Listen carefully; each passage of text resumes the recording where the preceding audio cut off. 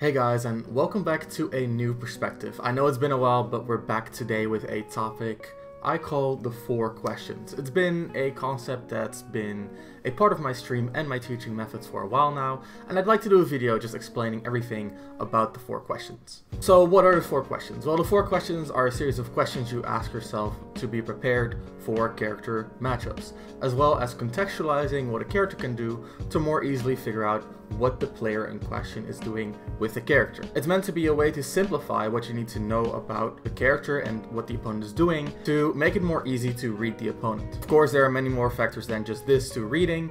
However, by just starting here, I think you have a really good basis. In other words, it's a framework to build off of. It's not the end-all be-all of understanding the character or your opponent. Let's get into the rundown. So the 4 questions are as follows. What are the character's strengths? What are the character's weaknesses? How does the player abuse the strengths? And how does the player mitigate the weaknesses? These questions are applicable for both you and your opponent. And before we get into how they apply to specific players and how you can use them to increase your skill as well as understand your opponent, let's take a look at the questions themselves first. The first 2 questions are meant to help you understand how the character functions. When you understand the character's strengths, you know what to avoid, and when you understand the character's weaknesses, you know what you have to try to abuse. Keep in mind though, your understanding of strengths and weaknesses are tied to how well you know the game, and we're going to talk more about that later. But for now, just keep in mind these 2 questions are generally prep questions where it's mostly objective knowledge about the game. What are aspects that are strong, what are aspects that are weak? So where the first 2 questions ask you to know more about the game, the second questions ask you how does the player use that knowledge of the game. Whether that is you, how do you use the knowledge of your characters, or the opponent, how does your opponent use the knowledge of their characters? First question, how does the player abuse the strengths? And the second question is, how does the player mitigate the weaknesses? The second 2 questions ask you to understand more about the player and what type of patterns they have embedded into their play to properly optimize their character, which is another way of saying how do they abuse their strengths, what is the pattern there, and how do they mitigate their weaknesses? What is the pattern there? So these questions are sort of tests. They're tests for how well you understand the game, but also how well you understand your opponent.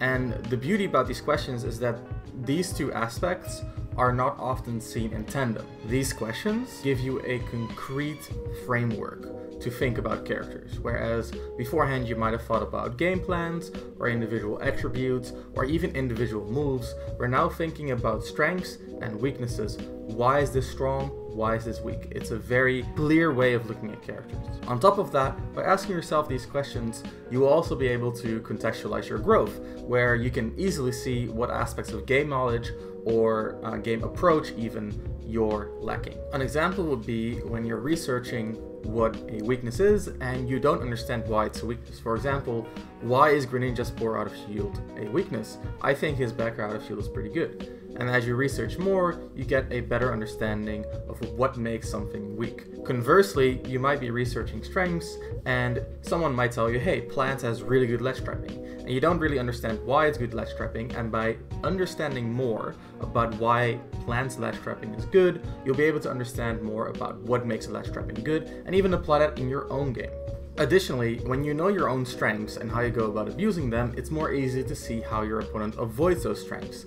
And similarly, when you know your weaknesses, it's more easy to see how your opponent is capitalizing on those weaknesses, making it easy for you to think from your own perspective and where you can grow in terms of your own approach to the game and how you may avoid the opponent abusing your weakness, or how you may abuse your strength even further or even in different ways. We just talked about what these questions can do for your growth and your perspective on the game, but they can also have a lot of practical application.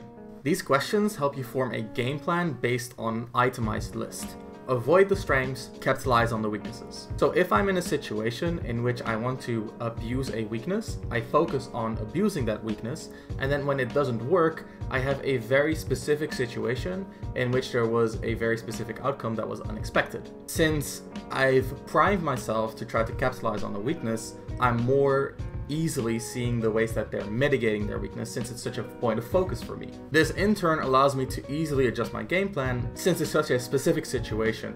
and you also recontextualize how you read players, whereas a read is normally a very fickle thing, right? How do you read your opponent? Well, you just look for habits. Well, how do habits form? This is one of the ways that you can see how habits form, because usually a habit is related to a character's weakness. So an example is that characters with poor recovery, the players will often try to double jump back to the stage to avoid being off stage. In other words, a character weakness gets mitigated in a specific way, which forms a play pattern, which eventually, often at even the high levels of play, leads to habits. So instead of finding poor habits just out of thin air, I now have a very specific way of looking at what the opponent is doing, which allows me to more easily gather information about their playstyle.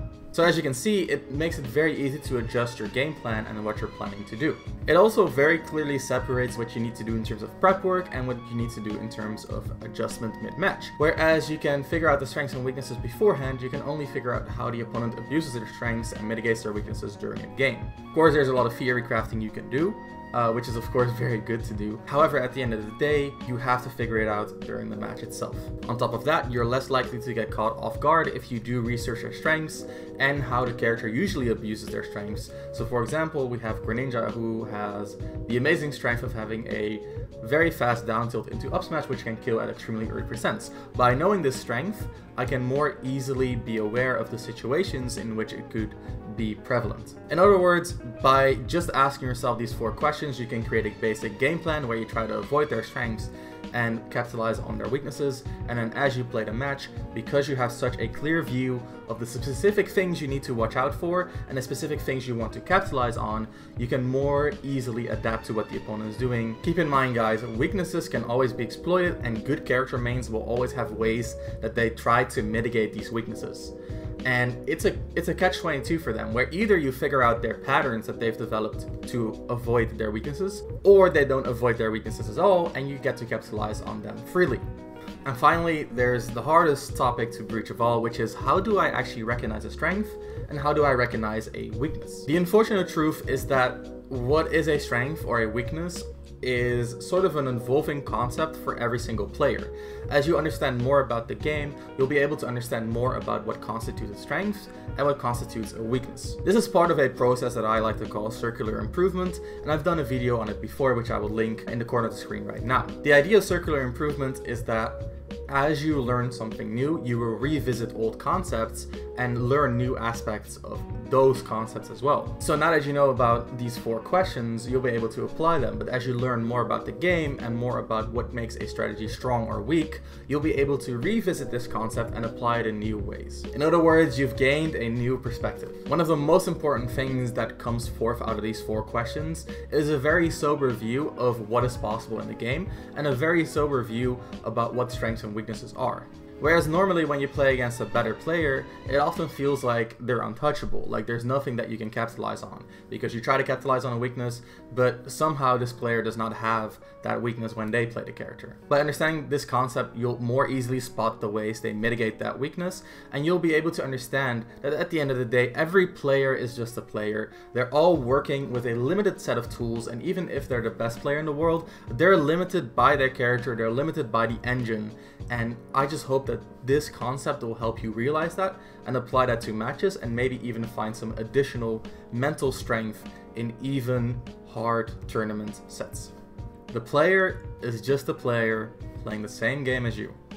Can you figure out what their weakness is? Can you figure out how they compensate for their weakness? Can you be prepared enough to avoid their strong points? And when they abuse their strengths in a different way, how do you go about adjusting your game plan to avoid being put in those scenarios? I hope this video was informative to you. It's been a while since I've done a new perspective, so I hope you guys are happy with the new episode. Like I said, this is an extremely important concept, and I think, like I mentioned, the most important aspect of this concept is understanding it and then applying it when you learn new stuff about the game. If you want to get new perspectives, make sure to follow me on Twitter and tune into my Twitch streams every once in a while, because I do talk about all of these perspective changing concepts all the time. Guys, for now, it's gonna be all from me. Stay smart.